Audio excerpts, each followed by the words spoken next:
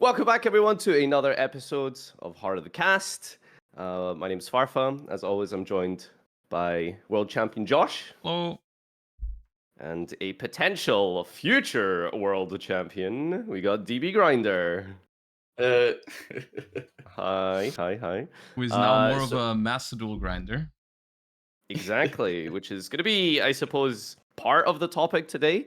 But we just wanted to have DB Grinder on specifically just because he's awesome and does a lot for the community, I think, and it's happy to have a little sit down and talk with you. So it's good to have you on. First of all, you can give us a little introduction, I suppose, about who you are and why you are up and coming these days, and how you started playing and stuff. well, I'm DB Grinder. I play a lot of DB, commentate over a lot of DB, love DB. Have you got a bet with your friends? Like, how many times can I say it with the Konami influencers? I don't know what that is, but move on. Yeah, sorry, I meant Master Duel. I love Maxx C. Love that card. Big fan. I guess I'm up and coming because I started doing good recently. Shout out to my testing buddy Josh Kip. We've been putting in the hours. Also, shout out to him for winning the Master Duel tournament this last weekend. So I get to go to Worlds off his hard work. Let's go. Let's go. Yeah, so that's gonna be sick. Yeah, it's gonna be me, Josh Kip, and Enzo. We're gonna be the one of the teams for NA. So I first heard about you as a dragon duelist. What was your what did you actually achieve as a dragon duelist? So I played one Dragon Duel regional. I thought Dragon Duels originally were only for people playing Dragon decks. So I was like, oh, dude. Yeah, swear to God. So I was like, dude, I can't play in that, bro. I'm playing Shadalls. And this dude was like, nah, dude, go do it. You'll get him. And then I went in. And I won the regional, and then I went to Nats, won the Nats, and then that was all I did in Dragon Duel. And then I got last place. That means you played Dragon Duel Worlds, didn't you? Yeah, I got last place. Oh, nice. Last place at the children's section of World of Worlds. That's crazy. What dragon deck did you play at Worlds? I played Cleafort. Yeah, I was actually gonna quit the game at Dragon Duel Nats. If I didn't win, I was gonna quit. But then I won, and I was like, all right, I guess I'm committed. I'll keep going. It's a crazy amount of lore that you literally won the event. Otherwise, you would have quit the game. And yet here you are, long time after, with a successful YouTube channel and a presence in the community. That's actually really, really cool. Yeah, I'm glad it all worked out. I love this game. What happened with Worlds? I gotta ask. Oh God, just everything went wrong. So which year is this? Like 2014 or 15? It was 15, I think. Yeah, 2015. 15. Yeah, no, it started wrong from literally the first turn. I was like, all right, normal Helix, set 4 pass. He's like, all right, cool, normal Danko. And I was like, oh no, this ain't going good. It's just all downhill from there. Oh well, it's an experience, I suppose. But now you get to revisit in the upper division as an adult, so that's really cool. And I think one of the best things probably is to go to the World Championship, and not many people get to say they did it more than once. This time with Master Duel. So a little bit before this qualifier, I think you were grinding. Did you grind the last Duelist Cup? The last one? The last one I was going to. I got to like level 20. And then I think I played like 3 matches for the new one, and I was like, dude, my Exosister deck just can't keep up with this format, and I stopped. That's a good decision, to be honest. All right, because I thought the MD grinder arc started like a lot earlier, but I guess it was just specifically for the actual qualifying playoff. I grinded the DC Cup. I think it was like October. I think one I grinded, but I didn't test for it at all. So like I literally just showed up. I think there was like Vanquish Soul. I think Ryan won with Dragon Link. Oh, that one. I think I played Exosister the entire Friday, and then I was like, oh, now I gotta get Vanquish, so I gotta get a real deck. Was that your first real time playing Macedo, or did you kind of dabble in it before that? I've definitely played it before, Hmm. but I quit for a while, probably for Weren't like you? Yeah, 6 months. you were making content for it a little bit. You had a yeah, YouTube Yeah, Shout channel. out. I was making content for it. I was playing a little bit every day, but then I stopped because you know, Maxx C's tough. That card hurts. It hurts my soul. But I think it's fine in some formats. Like right now, like okay, normal Snake Eye Ash, Maxx C, like sure, oh no, draw two, I'm fine with it. But it was just tough in like playing Math Mech. They draw Maxx C and I just lose. Mm. Um, so how do you feel about like? I mean, what did you go into the first one with any expectations? Or would you say Uh, this one was the first one you properly like tried? Because I mean, you only played like a couple games, so I assume it was you never had that goal in mind of yeah, let's grind for worlds. Yeah, I think the first one, like on the Friday, I didn't have really any expectations. But then once I was like top five with Exo Sister after Friday, I was like, all right, I'm getting this. I'm winning this. Didn't Mm. happen, obviously. But yeah, no, this one I had high expectations because I actually like tested for it.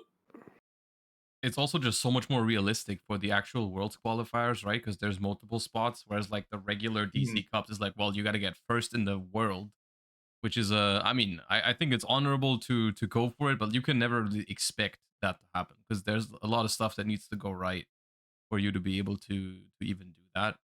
So yeah, that's why I only ever try harded on the Worlds qualifier. I've never actually like grinded in just a Duelist Cup. I might want to Mhm. do it at some point, but I've never done that because it just I mean I guess for the first season they didn't award you a qualification in the first place, so that was a whole different story. Yeah, Yeah. I mean, you might want to now because unless you go back to back worlds again, Yeah, that's the entire system now is and that's the why I've DC been cups. holding off on it because I do want to do it again because the experience was actually really cool. It was really stressful, but it's still a cool experience. But I just didn't want to do it again because I didn't feel motivated without needing to qualify. So if we don't go back to back, then I would probably try next season. Oh, don't worry. I'll give you the chance to try next season. I appreciate that. So, what was your experience with the grind? Like, it's a very different format to anything that any Yu-Gi-Oh player has done until they actually sit down and do it. You know, the 3 day grind. I mean, some people had some experience from Duel Links, which I don't think you ever did. No. So, what was it like outside of the game to do Oh my god, the it was qualifier? so bad. I should have like my plan going into it was sleep 5 hours the entire weekend. Yeah, I that's was not like, worth look, it. I'll just hit like two quick naps. I'll be fine. I woke up like Thursday at like 8 a.m. and then I ended up not going to bed until like Saturday night for 3 hours. Like, Off to a oh good my god. start. No, Miserable. I was so tired the entire time. And I think next time I just need to focus on, like, getting good sleep. So, I think it's, like, quality over quantity. Like, you need to hit, like, a good amount of quantity, but you still need to have, like, good quality, like, not a lot of misplays. The reality is you probably need to start fixing your sleep schedule like before the event, like a week in advance or something. You need to like make sure you like can wake up at like 5 a.m. or something. I don't know which time it starts for you. Yeah, no, I wanted to change my sleep schedule to where I was waking up at, like, 10 PM because it was supposed to start at 11. Oh, Then it I starts just in the never did night for that. you guys, right? Yeah. Yeah. So Okay, other than like the bad start, sleep wise, do you think that was a mistake? Like, do you have any regrets on that front? Like, surely, you know, getting quality sleep in despite the fact that you just need to throw so many games at the game to be able to, you know, balance out the variance and stuff. Like, do you think that was still the right approach, or would you have done things differently? I think the only thing I would have done was just get more sleep because I started making like just bad plays, like bad plays to lose games, and then also like you forget like delicious memory to like protect by battle or something when you're swinging for game, and you could have like won a different way, and you're just like all of a sudden you're super tilted, and Mm. like then you start losing the next one to like 60 card branded that goes first, and it's like it just starts going downhill, and it's like I'm just in the Discord call, just being super mad at my opponents, and everyone else is in the Discord call, just yapping about something random. And it just keeps hurting. So you guys were hanging out like in a Discord call? Was it just the three of you?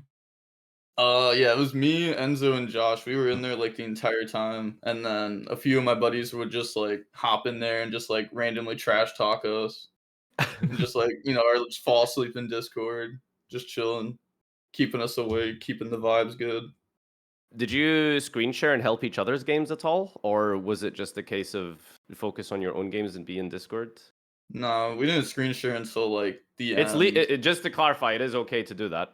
Oh, it is. All right, Yeah. yeah, we did it. Yeah. Well, like I was screen sharing my game. Okay, I wasn't trying to get you to self-report or anything. You are allowed to do All right, that. all right. Yeah, no. I was screen sharing my game. Yeah, I screen shared my game. That's Okay. Yeah, no. I thought we you were didn't do that. trying We to didn't do that. get But me. No, it's I fine. was Oh, not yeah, we trying to did that. trip We you did up. I would not do that to you. Yeah, no. Yeah, so I Is there a screen shared. benefit of doing that though? Because like if you're all playing your own games, like what is the point of So know? so like we had random people come in the Discord the entire time. Like huge shout out to Yuchi and Lyric. They helped coach me because it'd be like 5 a.m. I'm dead, and they'd just be like, "Bro, I think you should do that play." And I'm like, all right, say less, say less. And I would just and like they would just help me out with stuff like that, or Okay. or I would just get like absolutely destroyed by like 5 card combo. My buddy Paul would just be like, "Hey, bro, dude, you're getting destroyed right now. You know that?" And like, Do you think it's a uh, double-edged sword at all? Because I was talking to some other people who did the grind, and they were like, "Yeah, no, having other people like in the Discord is bad. Like, it's really distracting, and like it just causes too much chaos. And it's better to just not do that, basically." nah, I think it's good. It's literally just playing like an Iron Man, just Mm. for 72 hours straight. 72-hour Iron Man. Basically the same thing. Yeah, it was also nice at the end too because we got to like coach Josh because it was like only like 2.5 hours left, and I was in like top 5 or something at that point, and but he was like still way ahead everyone else, and everyone was catching up to him. So I said, all right, screw it. I stopped playing, and we just started coaching him to get him further ahead. Yeah, that makes sense. Makes a lot of sense. And Mm. then we just camped for the last like 2 hours. Do you happen to know who got like second in NA? Because I know there's some uncertainty. Yeah, it's Fetty, Cam, and then they're gonna take Urena. Hmm. So wait, is that Cam Neal? Yeah. Oh, nice.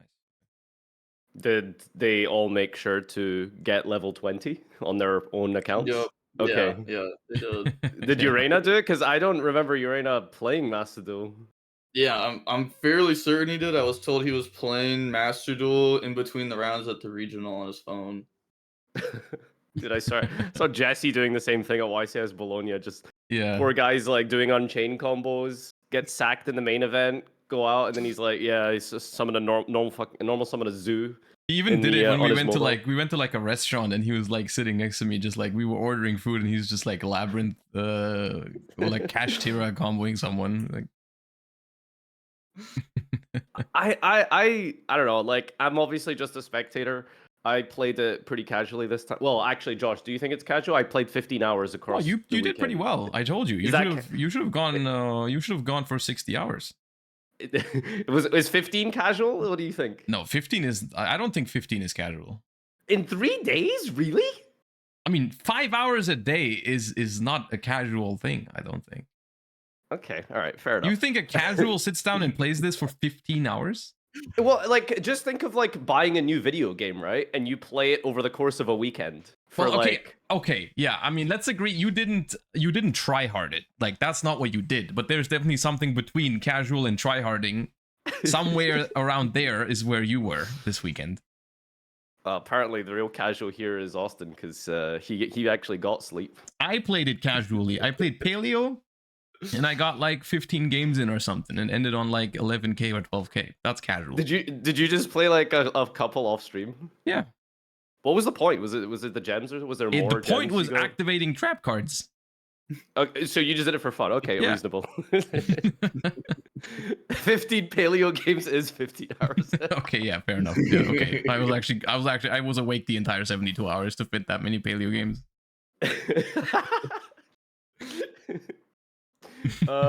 God, where were we? Yeah. So, what? Yeah. So first of all, like, what deck did you play for the event? And did you know you were gonna play that? Did you swap around a lot, or? So I played 2 decks. I played Rescue Ace and Snake Eye with the little cashier package. I played Rescue Pure Ace Snake probably Eye? for yeah, pure Snake Eye. Okay. I think I Did you played find it was Rescue. consistent? Yeah, yeah, it's fine. That's fine. That's what Okay. Josh played too. Like my teammate, we played the same list. Really? Yeah, Okay. he played pure Snake Eye the entire time. Never switched off of it. That's Interesting. And interesting. yeah, I played Rescue Ace probably for like the first 2 hours, and I was like, oh, it was bad. I was probably like 3 and like 10, and I was like, dude, this deck sucks. So then I just started playing Snake Eye the entire I time. made like 2 games with Rescue Ace last week, and then I deleted that shit. Yeah, I literally had it built, and then I deleted it. Oh, I was down bad towards the end of the tournament too, because I literally bought gems, remade my Rescue Ace deck, lost 2 more games with it, and then went back to Snake Eye again. Like, oh, I God. was so down bad. Wait, you had to buy gems to remake the Rescue Ace deck? Yes, Like you yes. didn't just delete I it, just you oh my you god. dismantled it. That's how disappointed you were? I dismantled it, and then I had to put real money into the game to buy it again. I was so mad.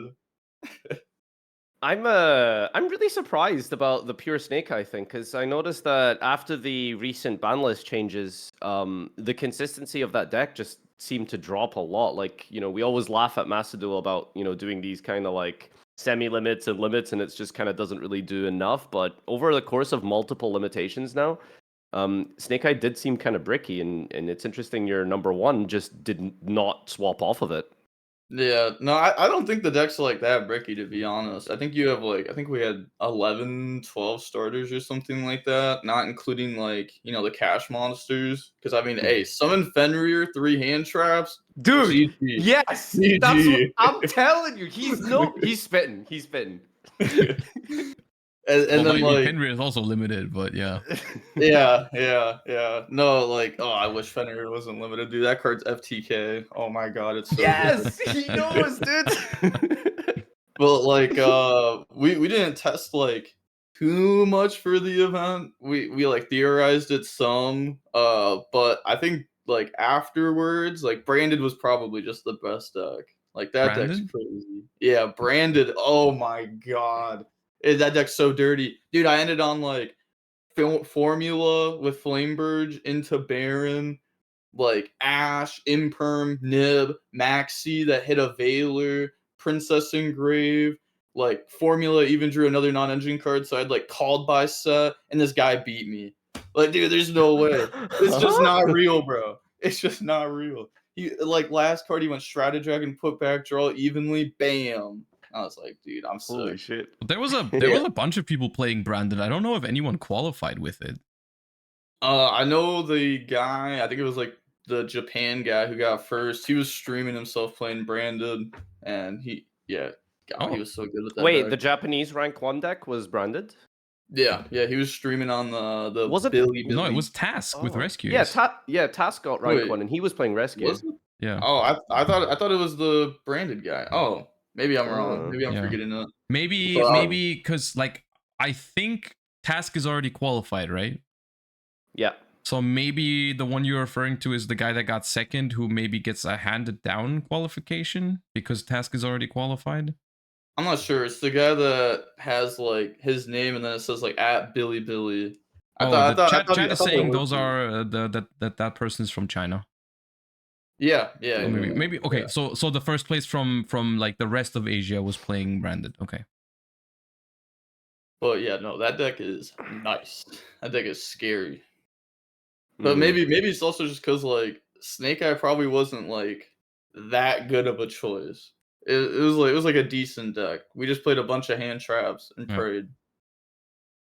I mean, I do You think mentioned- that ends up happening in Master Duel a fair amount. Is if they do a lot of these consistency hits, a lot of decks feel like viable, but nothing feels super great, right? It's just that's what tends to happen if they just do consistency. It's to decks because it's really hard to figure out exactly the benchmark for an event like this where you have to play so many games. Like, okay, which deck is consistent enough and which deck isn't? If, like, for example, if Snake Eye was missing one more starter, would it be completely out of the question? Or like if Rescue Ace had one less, I don't know, airlifter or something, is that the point where it's too bricky? Or when is that point? Because after, like, if they just do a critical mass of consistency, it's then eventually decks just become bad, right? Even though we do complain about consistency, it's a fair amount. Like, eventually, if you do enough, the deck will die. It's just hard to figure out when that point is being met. And, like, I think Snake Eyes is, like, right on the verge of being not enough starters, but it's not quite there yet. So, yeah. Yeah, I agree. There's also like the Fire King Snake Eyes stuff. Like I didn't really mess around with that as much as I probably should have. I think that deck was great. I think what I would have played if I had played in this was like a Fire King brew, where the only thing I would have had to figure out was the exact like size of the Snake Eye package, right? Like, is it just Bonfire with Poplar, or do you play like A Wanted with some Diabell Star? Do you play the one copy of Flamberge just to occasionally go into it with the with that Snake Eye Ash? But like, I think that's like somewhere around what I think is the best, and I think that's also what I saw most people at the high ranks finish play. But yeah, I think in NA there was I think top 5 like Trish was playing the Fire King deck. Yep. The Lee brothers were playing Pearly. Hmm. And then I think Joey was playing Rescue Ace. And then I don't know what Dennis was playing. And then first place was playing the Pure Snake Eye. Pearly was also like a cool deck. I Yeah, I didn't did realize notice the a deck's decent like amount of it. not hit. Yeah, like the deck's just like not really hit on a Master Duel. Hmm. Like one Delicious, oh no. 3 Sleepy. There we go. That card's crazy. yeah. Snake Pearly just feels very like the Rescue Ace matchup feels very coin flip, really. Like not in terms of like who goes first, but rather like if Pearly draws the field spell, it beats Rescue Ace like every time. If Pearly doesn't draw the field spell, then Rescue Ace beats it every time, because the Rescue Ace traps are just kind of like handmade, like the perfect traps against Pearly if you can activate them. So it feels kind of weird, but Pearly's good. Did you have a strategy in place at all, or was it literally just wake up, play, grind? Because I know, for example, Ryan, like, I don't think he did it in the last DC Cup, and the one before, he did mention he played pure Zoo for like the first couple of hours because it's really fast and it just gets you out of like the early swamp games. And then eventually, once you start playing against middle to high level players, then you just play your main deck and then you beat them. But against like the early stages, sometimes there's a lot of rogue and stuff. Was there anything like that, or was it literally just, yep, here's my deck, let's go? Yeah, no, I just played Rescue Ace at the beginning. I was playing against meta. I was just getting, clapped up nonstop. And then I just switched decks. That's fair. I What about wonder your if there's teammates? a What did they meta play? to like when you actually play, because you're gonna have to sleep, right? And so I've heard people say like it's better to not play in the first few hours and rather take like your regular sleep or whatever, so that like the good players can already climb out of the, because all the good players are like tryharding in the first couple hours already, right? They start right away.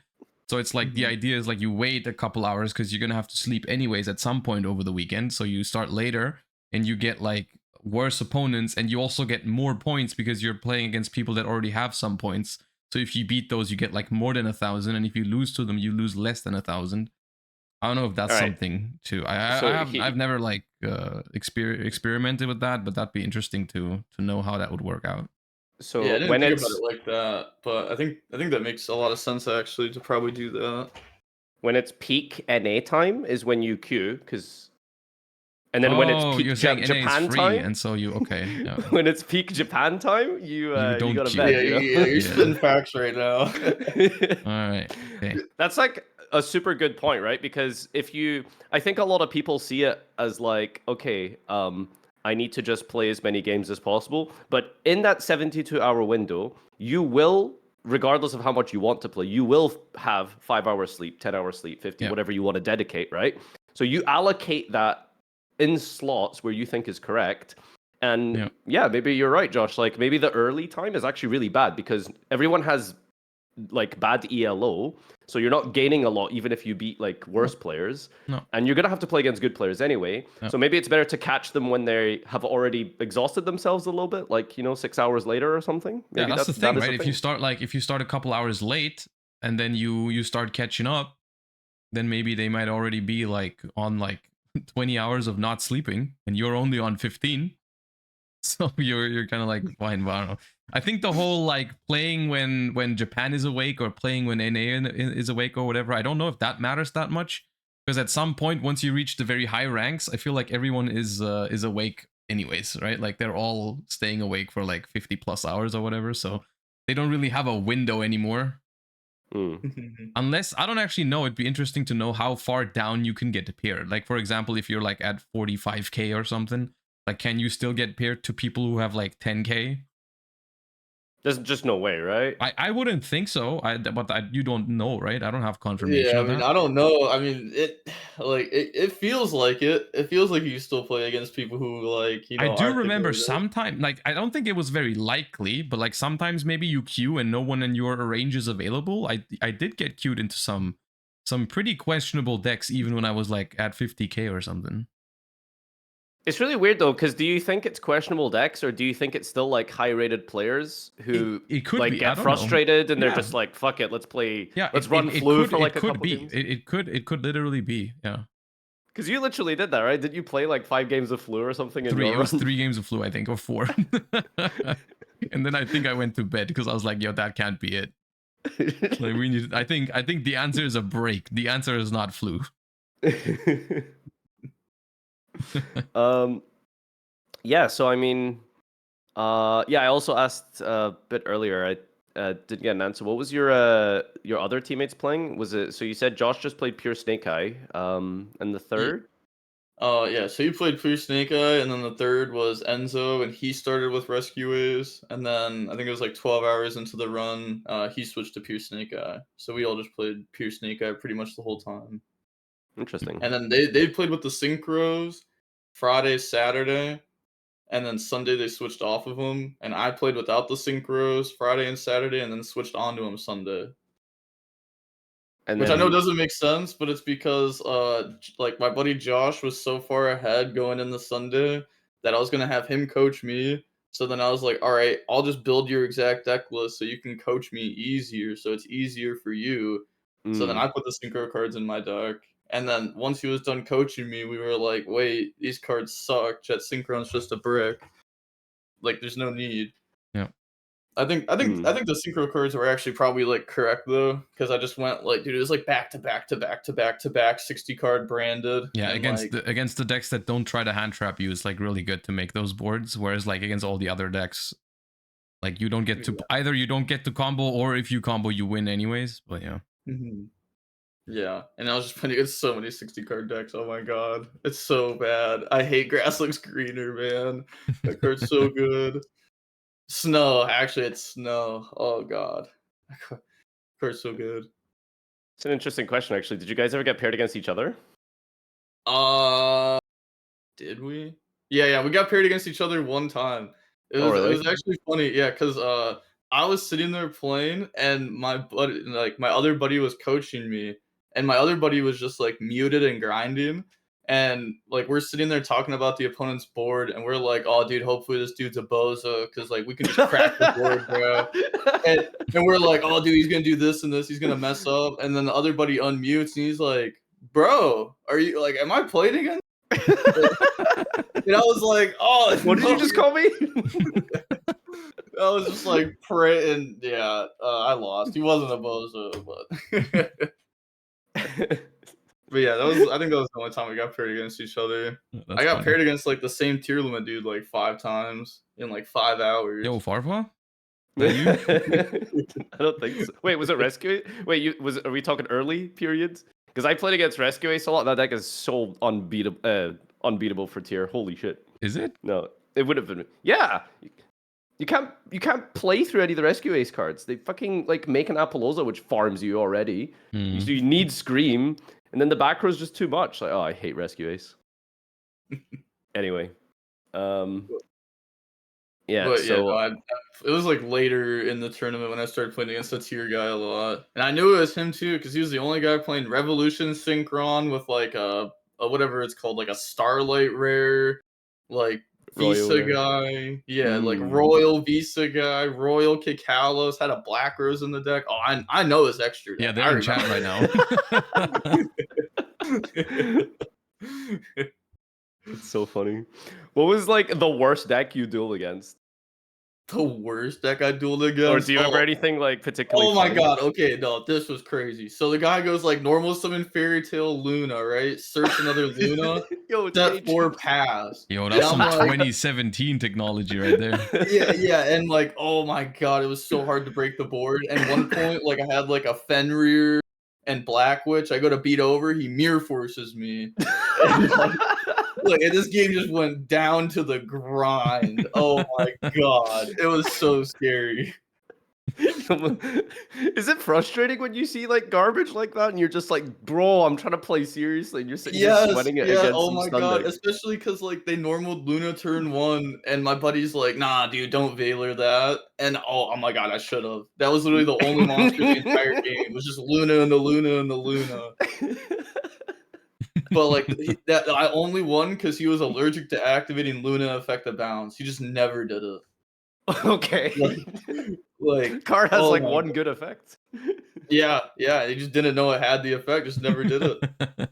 Or like they flipped summon limit on me too. I ended up making Nightmare Phoenix, they judgmented it. I was like, "Oh my Oh, god, bro, I'm getting sacked right now." that's Shout rough. out Fenrir. Oh Is my that Yes. god. does Judgment on Phoenix, does that count towards summon limit? I wouldn't even know. Oh, see, yo, that's crazy. We had the same question Yeah. because we don't know OCG rulings, so No, I it got no doesn't. idea. The only difference with the OCG rulings is the hand trigger timings. That's it. Which I'm curious if that came up a decent amount because you it is kind of relevant when your opponent destroys something in the grave and then they trigger like Garunix. You don't actually know the Garunix is coming in Mastodon. Was that something to think about at all, or did you just kind of whatever it? No, I don't think it ever really mattered. I think there was like one time where they had like parallel exceed, where it's like, oh, like that's a little bit weird. Mm. But nah, it never really mattered. Cause like once you get used to it, it's fine.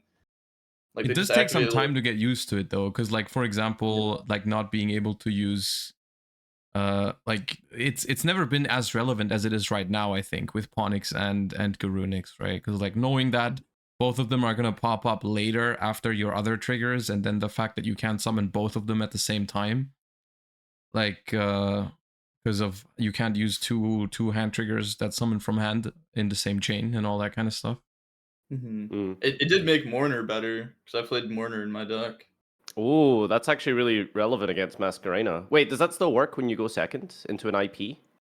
Yeah, because they'll have Yeah, SP1 and then Mourner Chainlink 2. Yeah, yeah. Mourner is a lot better on your own turn than it is Mm, in the TCG. it's actually really relevant. Okay, cool.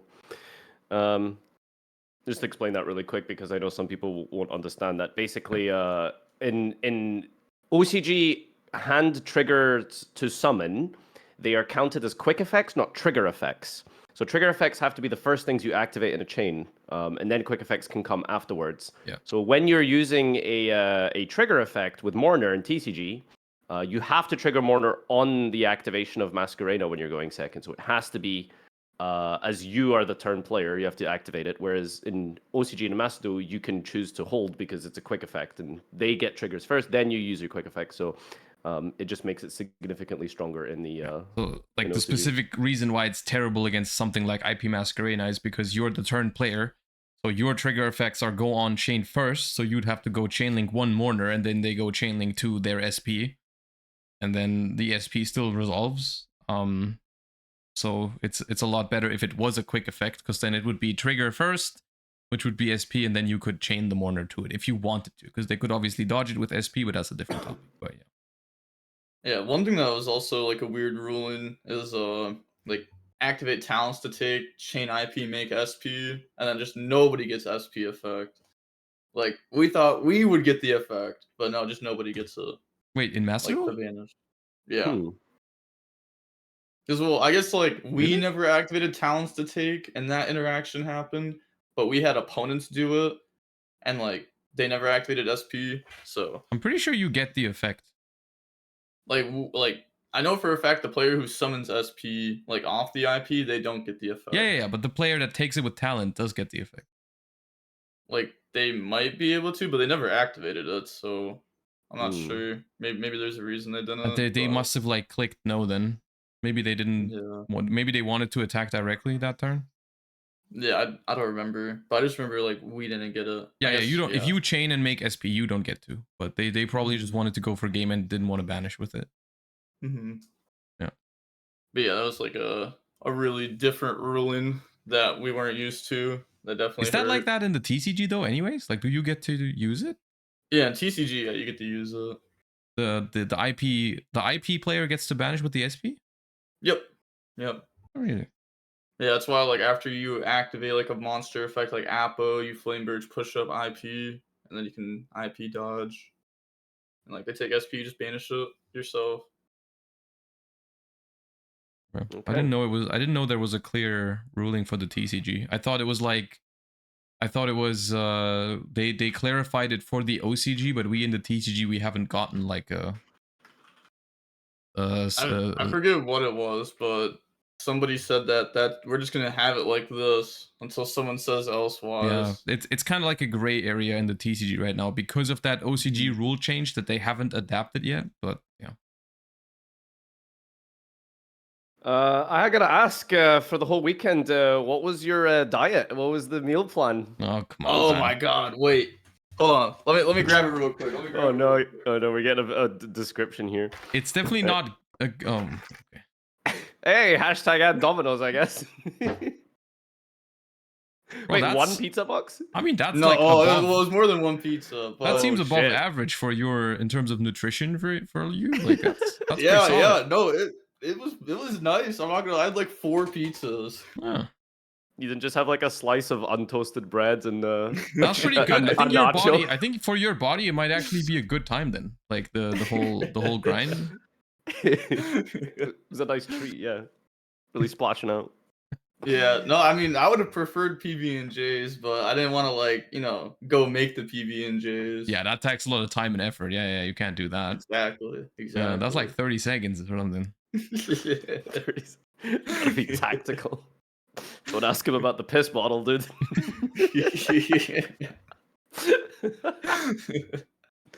Real gamer hours here.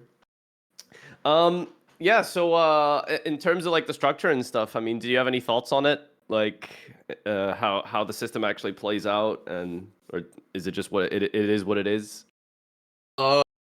I mean, originally I thought it was like really dumb because like I think it promotes people who like can stay awake for 72 hours, and also like some people have like jobs on Friday and stuff, so like they just get like screwed out of Friday. Yeah. But I don't know. I think it's like okay. It's okay. The more I play it, I think it's fine.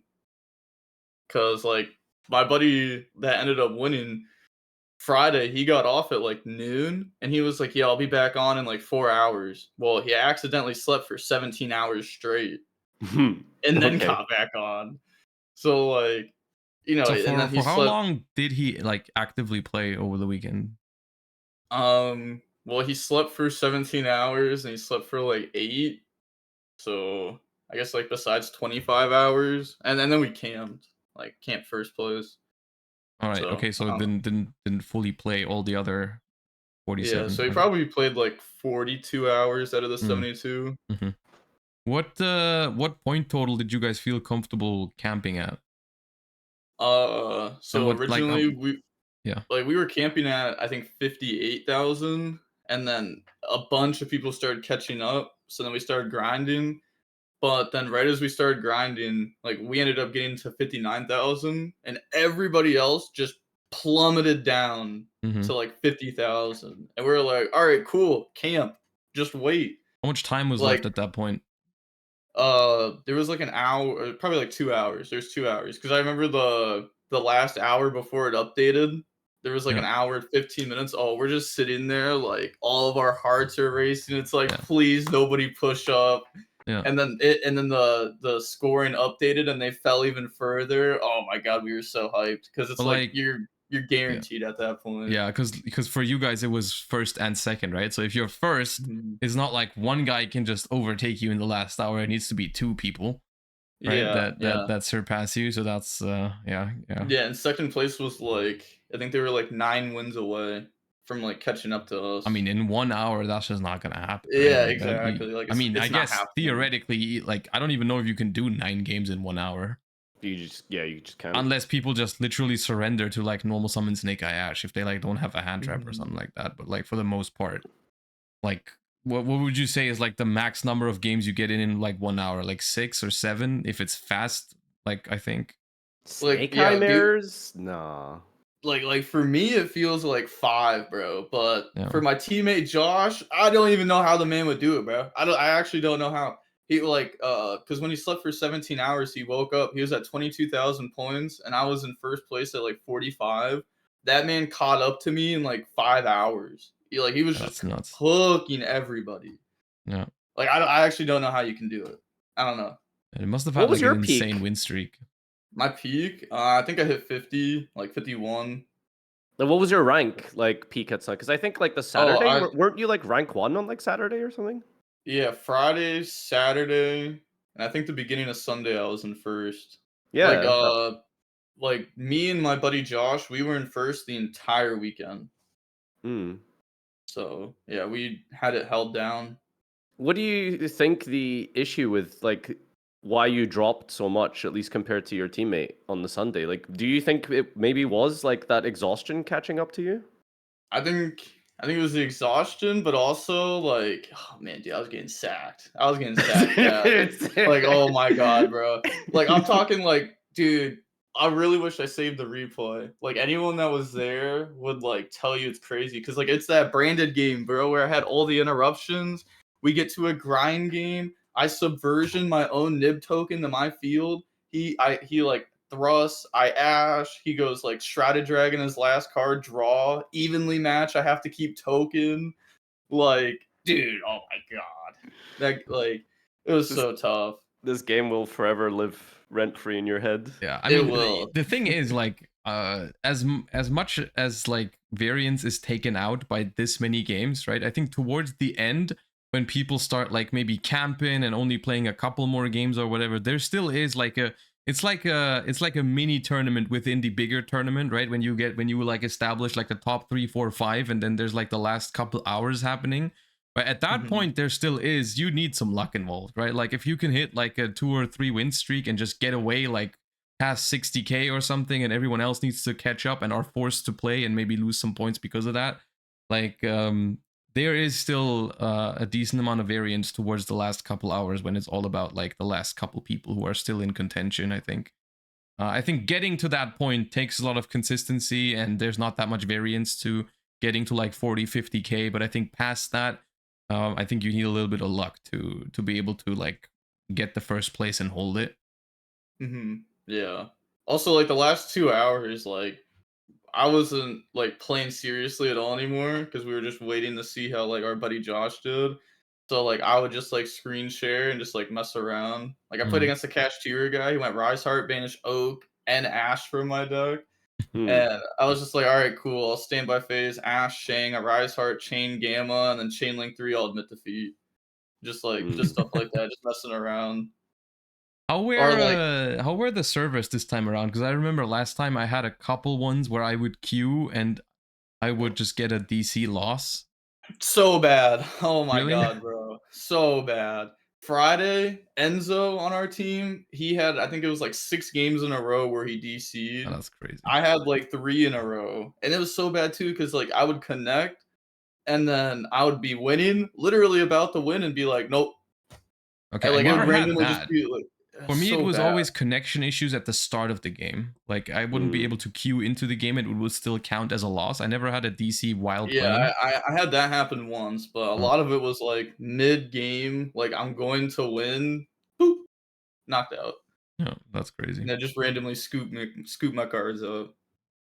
And I think it's an even further argument for maybe the plays actually just don't play for the first few hours, right? Because then that's another reason you get to dodge all the bugs and connection issues and server overload. So So you think they fixed those like throughout the weekend? I don't actually know if that's how it was. I Yeah. started playing Saturday. I had no issues on Okay. that front for the entire weekend after Saturday, personally. Mhm. I mean, that Yeah. would be a genuine reason to not like waste your time in the first couple hours, if that's the case. Mm.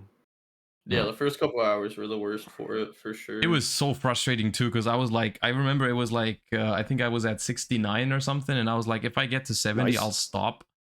And then I DC'd, and then I got caught up in like, you know,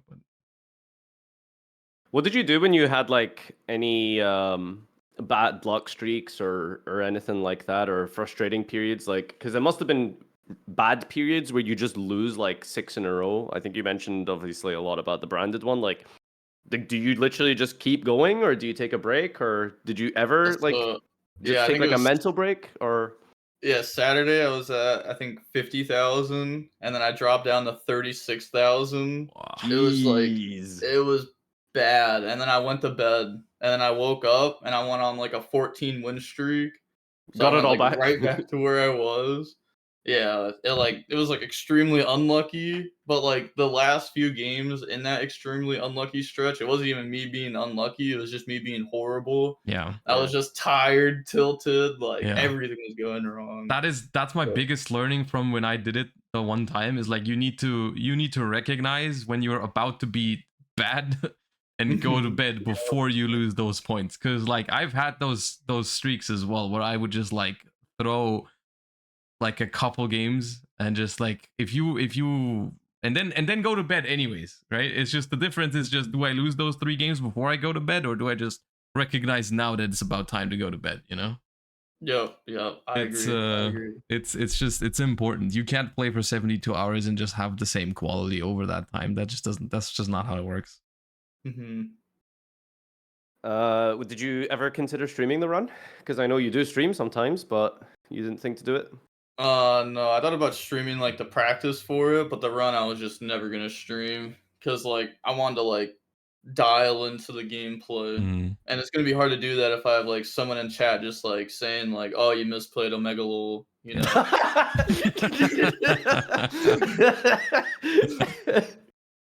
No, that's why what I did when I streamed it is I didn't even have chat open for the most part. I just like Yeah, I had my mic off. I was just playing. Stream was on, but I didn't look at it. It was, yeah. Yeah, like there's like two approaches, right? Like you can stream and, be interactive and, Yeah. be a streamer, or you can do your grind, but you just happen to have OBS streaming your game. Like, Yeah. it's kind of two different approaches. Did you ever consider the second one at all, or was it always just let's no, go time? I don't know. I felt like if I was streaming, like I would at least think about it. Yeah. Like even a little bit, I'd be like, "All right, I'm streaming right now," or Mm. something like that. I Yeah. just didn't want it to affect the gameplay at all. Yeah. I gotta shout out Trish, honestly. Like he played no delay, cam, mic, and he was in contention. He was like top 5, top 3. Like he was up there, So it's Yeah, possible. no, he's an animal for that. I'm not gonna lie, he's an animal for that. Do It you ever makes me snipe wonder him? if he would have No, qualified, like, because even though the names are like unified now, right? You can't tell who you're playing against from name, mate, or field or whatever, right? Mhm. But like, I mean, people would still probably have like his stream open potentially, right? You never know, and then they would realize like a couple moves in that is their game that they're playing right now. You Right? can still So- see the check mark, Josh. Huh? You can still see the check mark. Yeah, I noticed that when I was playing. Yeah, because there's an option to turn it off. Yeah. In the thing. I That didn't was, care. I left it on because I wasn't tryharding. So yeah. I think as soon as anyone played against the check mark tier limit, they were like, "Oh, okay, let's go shit talk Farfa after like acknowledging." Shout outs to Jackie. I would have done that even without even playing Macedol at this point. I was just, Oh yeah, true. I played against Jackie, and she like comes into my stream after like opening fucking Ash Bonfire, Void Vanishment, and like an Ash for like the Maxx C and like a set call by. It was fantastic. A lot. Yeah. The banter you get from it is great, but that's obviously not probably something you want if you're taking it super seriously. mean, but like Trish's run does prove that it's not that big of an issue, I guess. Yeah. I don't know. I feel like it kind of is an issue because, like, at the very end, he stopped streaming for the last couple hours, which I think was really good for his end. Yeah. I'm like friends with him, and I think it was very smart that he stopped doing that because people could see like his points updating like in real life time, Yeah. which you don't get normally. So like That's that was that's like that's a big huge. thing that I didn't even really think about last time. Is like when I was streaming it, like the information for, let's say I'm in second place, the information for the third place before the ranking updates or like in the last hour, how much Yeah. exactly they need to climb, right, is huge, right? Because someone might overtake you, but they might not know that they are now qualified, so they might keep playing and then lose, so you're in second again. But if they can see Yeah. your points because you're streaming, then they would know that they're in second now and they can stop, right? So that is huge, right? So if anything, like I think streaming while you're like during the first, I don't know, 70 or 69 hours or whatever, like, but for the last 2 or 3, I think you should definitely hide at least your ranking, unless they ever change it to where it's like a live ranking that updates after every game, which would be a lot better. But while like the ranking is kind of hidden within the hour, I think it's a big downside to just show everyone what exactly they need to reach, right? I agree. I agree. I also played against Raymond died twice, and he was on striker. Yeah. Like the first time I didn't know until after the match because like it like showed his name. And the second time I was like, all right, dude, this has got to be him again. There's no way I'm playing against another going second striker guy. He didn't do too bad though, right? He was like streaming a lot and had like decent points, I think. Yeah, I don't know. I don't I wasn't remember. like watching streams or anything. I Yeah. was just like grinding, but my buddy like knew he was streaming. It Yeah. was like, oh, dude, this is so cool, bro.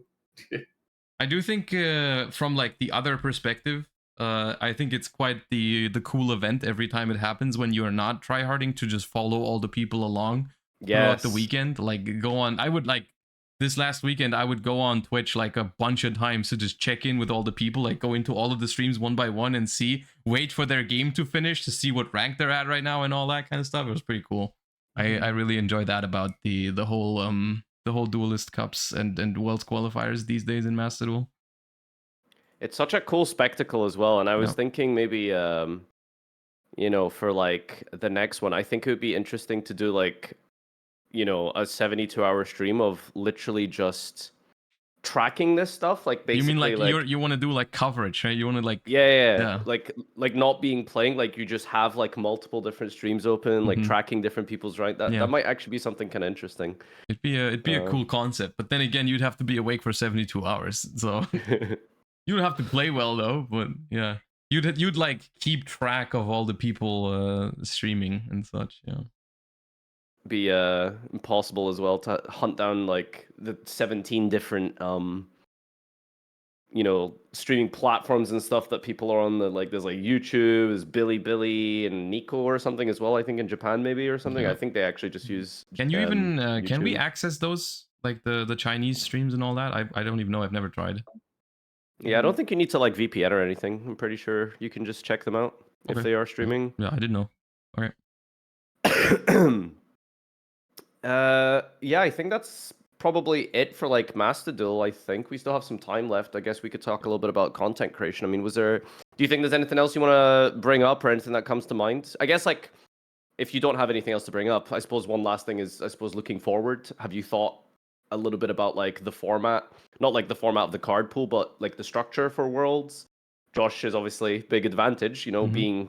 having been there and stuff, but If it's the same, we don't know yet for yeah. sure if we're gonna use the same rules, but yeah. Oh, I mean, it's probably a given. It's I assume. likely, I think, but like the whole like shared cards and all that kind of stuff, they might tweak it a little bit. They might like look at last year and we're like, okay, maybe we should change one or two things about it. I don't know, but I would guess it's the same. But I just want to say we don't have confirmation.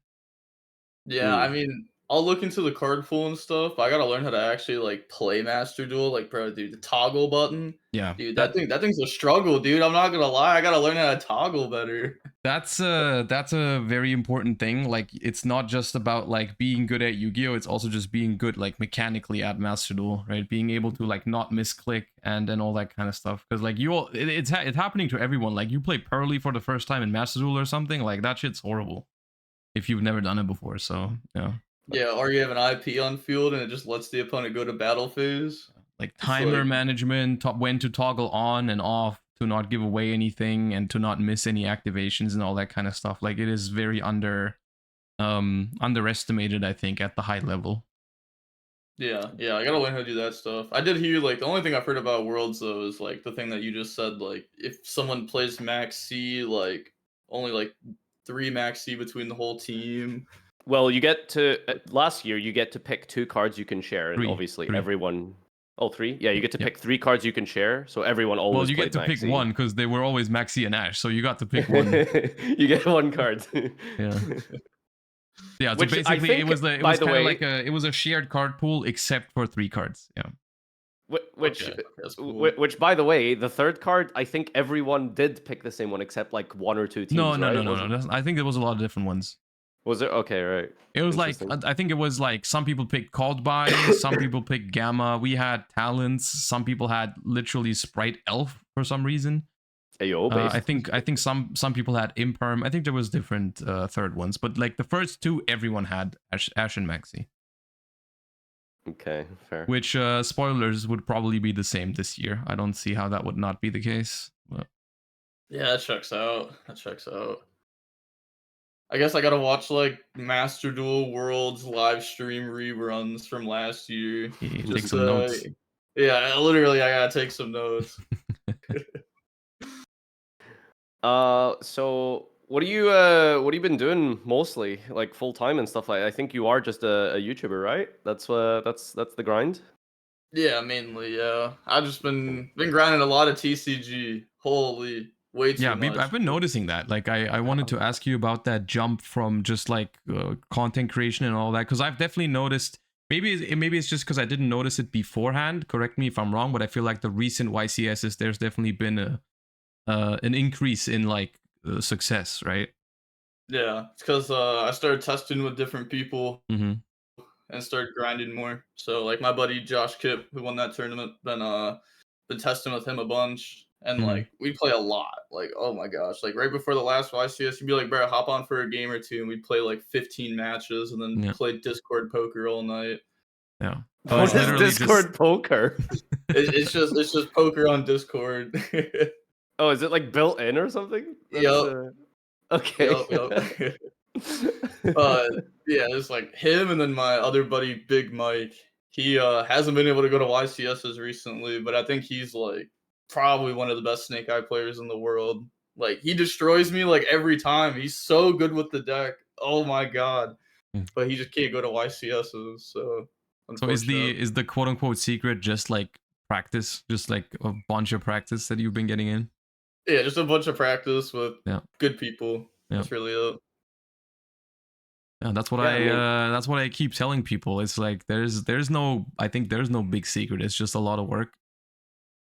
I feel like. Yeah, and it's not like I'm playing anything crazy. I just been playing Snake Eye. Yeah.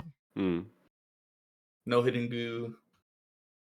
What's your? I guess we could talk a little bit about TCG, since I mean you are very deep into TCG as well. What was your like last event that you played? Did you go indie? Yeah, I went to Indy. I lost Yeah. in top 8 to Paulo.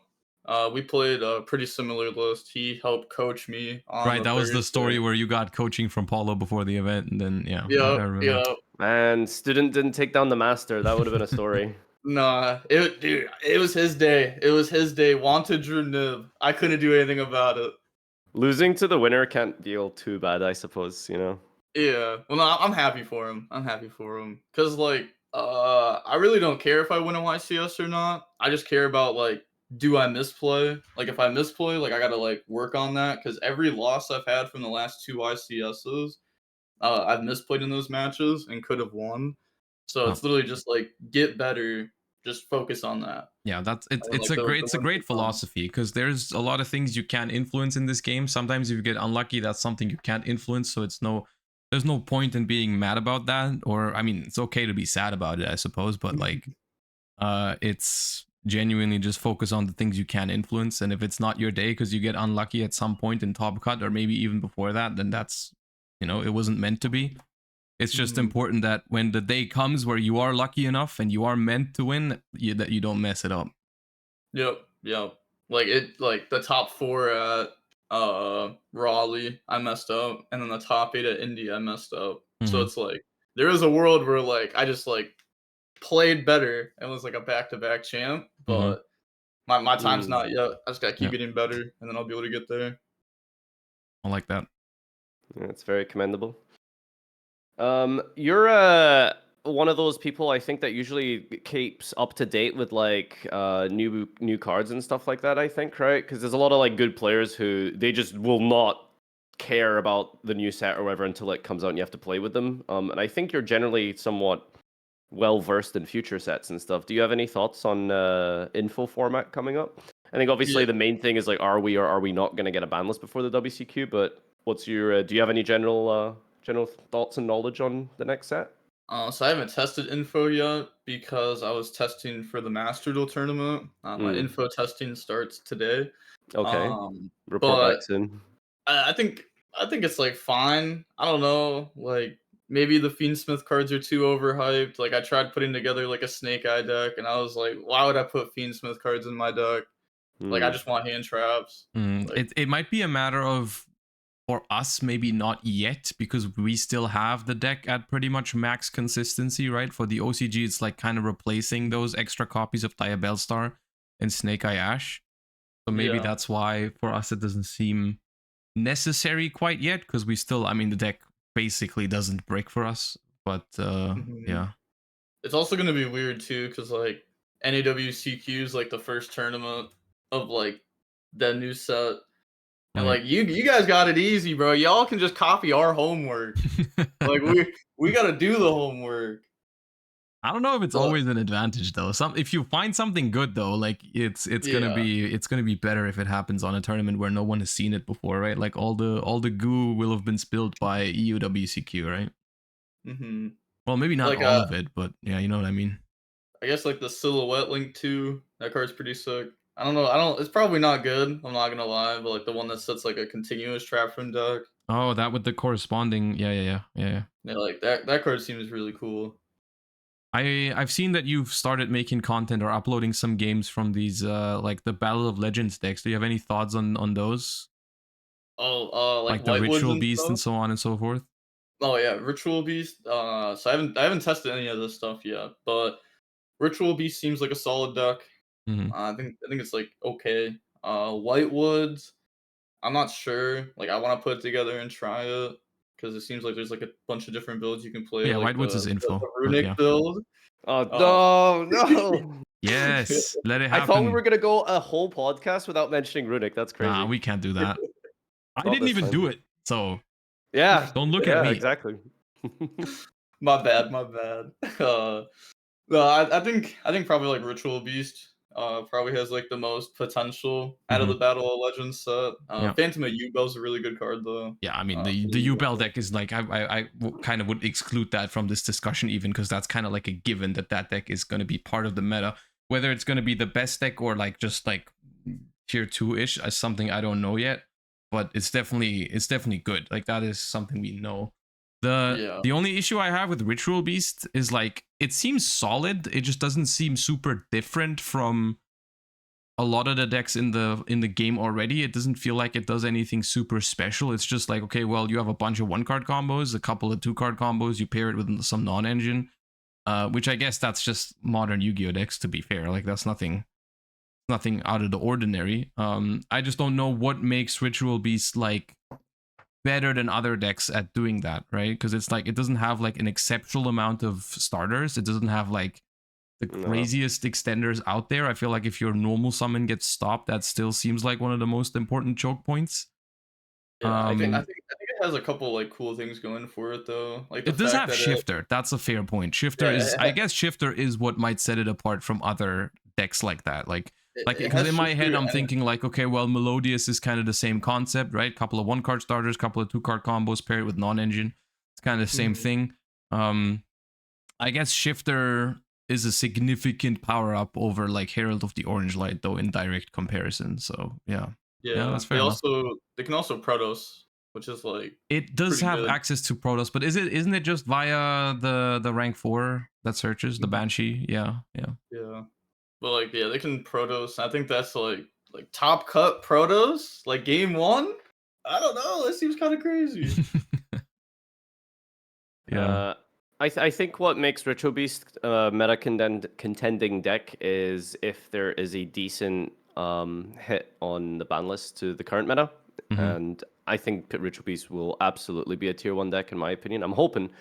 But like as you said, like if there's if pretty much nothing happens to Snake Eye, then it just feels like I mean it's just too much interrupts for you. I mean, I'm looking at like recent results though, and it's like, yes, Snake Eye is definitely the most popular and most successful deck, but there's still a lot of other decks that can perform even though they're not the best, right? There's no, if I had to compare this format to another like tier 0 format in recent years, which was a Shizu tier, that deck basically had Ishizu tier, and then there was just like Flu and Sprite, which were like the decks that could run Shifter, right? There was nothing else pretty much that had like a reasonable representation anywhere. Shoutouts to Herman with like Medolce or something, but like for the most part, it was like those were the only decks, right? And now we have like a bunch of other decks that are all the same kind of average or mid tier 2, but there's like a lot of different ones at least, right? And I think maybe Ritual Beast slots into that quite well, because I think it does a lot of the same things than like a lot of other tier 2 decks right now, but it has Shifter on top. So it doesn't seem too bad. Yeah, it just feels like it's a Snake Eye angle right now. I don't know, normal Ash just seems so broken. Yeah, I mean overall it still is a Snake Eye dominated format, and I feel like especially at the NAWCQ and EUWCQ, which are like the most try-hard events, the most competitive events, I feel like most people would be inclined to play some sort of Snake Eye variant, unless something out of info is very surprising. I'm sure people are gonna try and respect the U-Bell deck, you know. So yeah. Yeah, I don't think U-Bell is bad, but like there's so many like awkward draws in that deck. It looks like. Does it have the Unchained problem where it plays a lot of stuff you don't really want to see? Yep. I don't think it's as many, but it definitely is some, right? Yeah, no, there's a decent amount of cards in that deck you just like don't want to draw. You got some thoughts on Mulchummy? On what? Mulchummy? The new hand trap. What do you? That's a country in Europe. What did you think? Yeah, that card's fine. What did you think I said? No, I'm gonna be honest. I have no idea. I have no idea. Thought you just spit out some random words. Yeah. So the new Maxx C, quote unquote. Yeah, no, I think it's fun. I think it's fun. Like it's whatever, you know. Drop it in standby phase. You know, probably draw like 1-2 cards, like maybe 3. Like it only works going second. It's not like Maxx C where you build a board, then you're like, haha, I draw 7 cards while you try to break my board. Yeah. So I think it's fine. I think it's okay. Almost like it's well designed. Yeah, very well designed for that card for sure. It's almost like they could have started hitting Maxx C on the OCG ban list and just didn't do that with the one that just came out.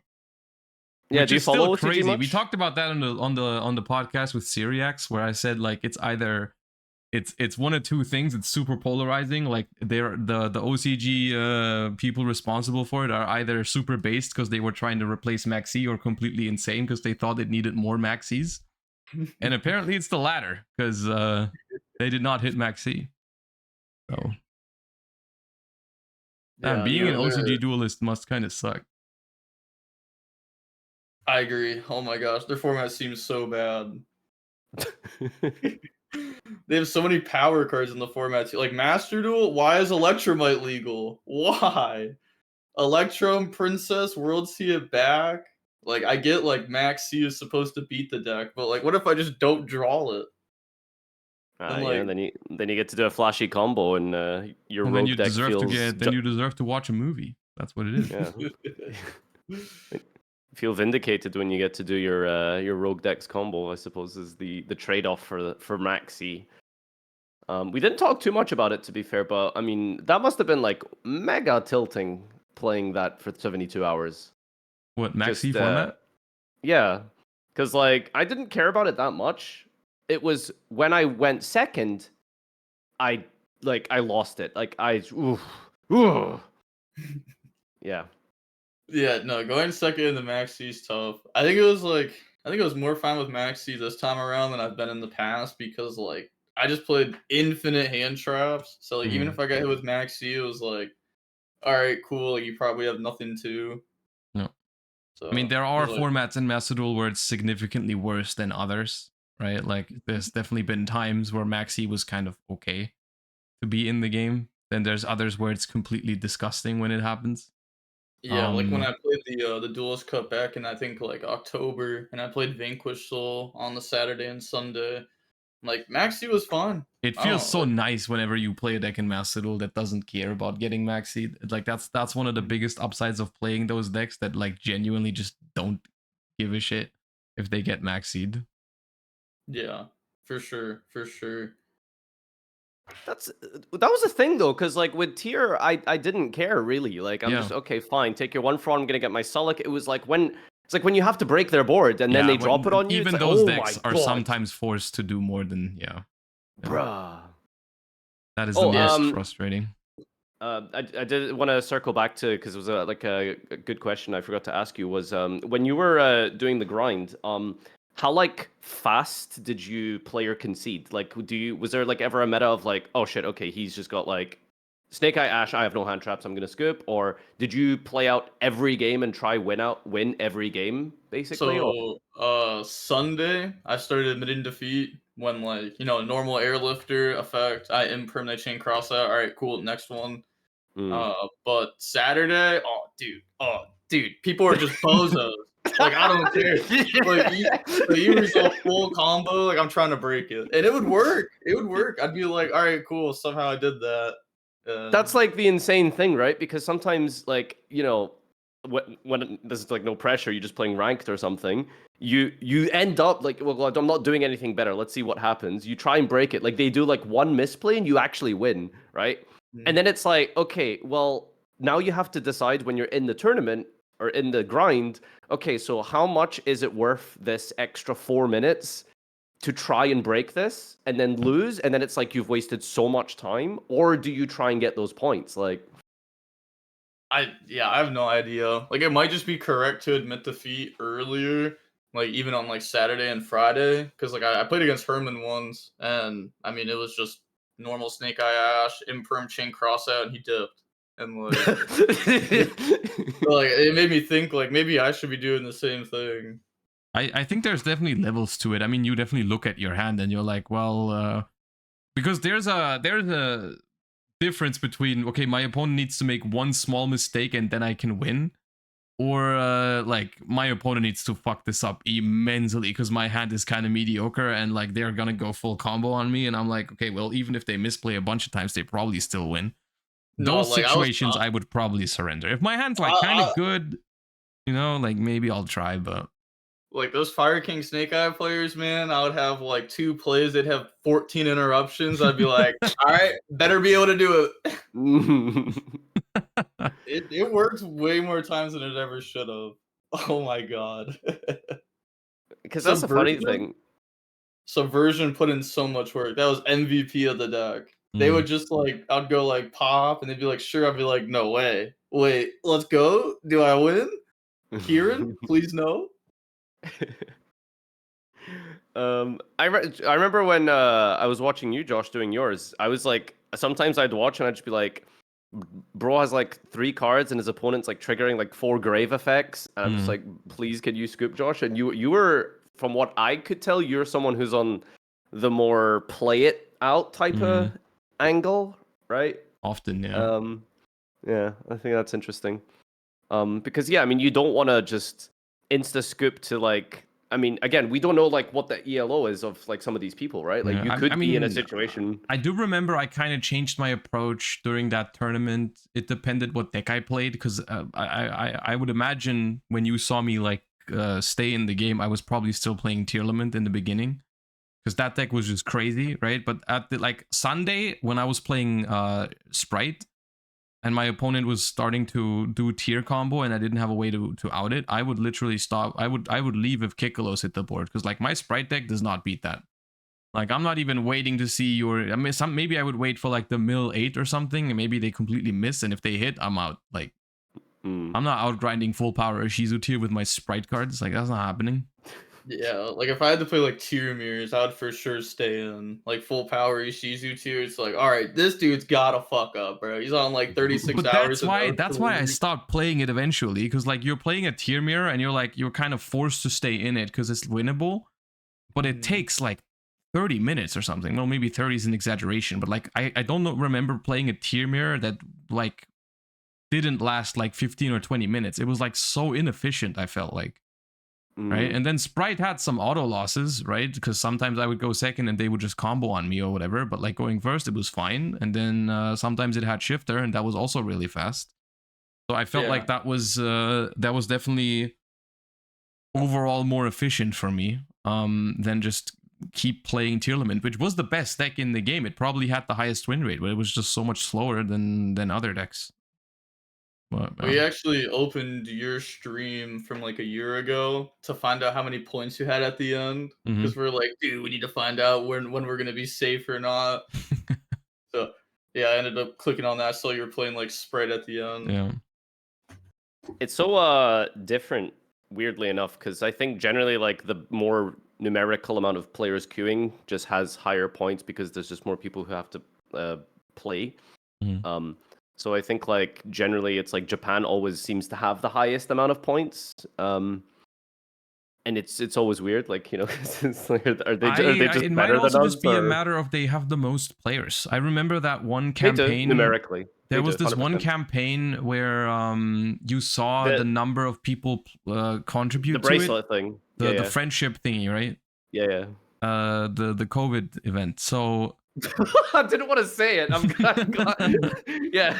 So if anyone remembers, it was like if you queued against someone who quote unquote had COVID, you were infected at the end, and then you gave it to other people when you played on ranked. Yeah. Like that. Yeah, that is how it worked. Yeah. So and it had numbers. It was tracking the numbers of each region, and I think Japan was by far the biggest one in terms of activity, like on the game, like games played, right? And I think.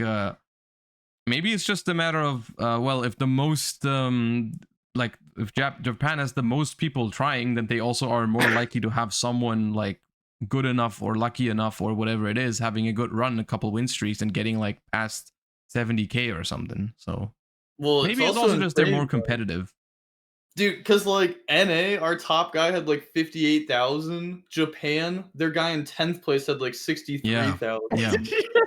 Insane, which I guess is it? one thing that frustrates a bunch of people with these events. Is like, okay, someone only because they're from NA qualifies with 58, whereas someone in Japan, even if they have 66k, which is like a better performance than the 58, right? They don't get to play at the World Championship, right? But I mean, at the end of the day, the World Championship is meant to not only bring together the best people, but also people from all over the world, right? And so obviously the competition for someone qualifying from a different region can be harder or easier than someone somewhere else, right? So that's just, I guess, a natural thing that you got to accept, right? You got to just focus on your own thing. And if they want to invite someone from NA, they set the rules for that. And I think it's fine. Like, that's just what it is, I think. So. Yeah, and thank God I'm from NA, because 70k points. I don't know if we would have been able to get there. Yeah, it's insane. It is crazy. I mean, yeah. God, to think that Task, I think, peaked at 100 in like the last DC Cup or something. No, or he didn't peak at 100. He peaked at like I think it was over 80, and he fell a lot because he wanted to get to 100. I think that's what the thing. I don't think anyone has ever done 100 in these. What a monstrous goal! Like, yeah. How? Yeah. God. Do we know roughly what the country breakdown is looking like?